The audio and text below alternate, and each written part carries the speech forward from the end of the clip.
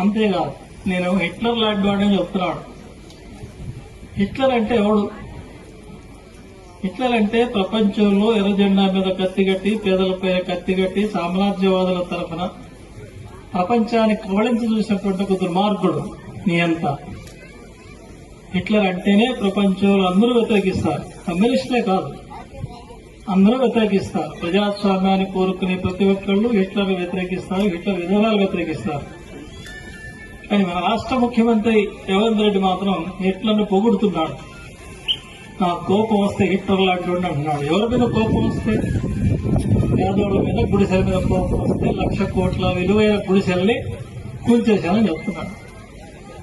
ఈ పరిపాలన మనకు కావాల్సింది. అయితే ఆయన ఒకటి విషయం మర్చిపోయాడు. హిట్లర్తో తను తాను పోల్చుకోవడం అంటే మరి హిట్లర్ అంతిమ గడియలు కూడా పోల్చుకోవాలి. అంత చలాయించిన హిట్లరు ఎర్ర జెండా చేతిలో చిత్తుగా మట్టి గెలిచాడు, చరిత్రలో కలిసిపోయాడు. మరి ఈ హిట్లర్ ఎక్కడికి పోతాడో నాకు తెలియదు.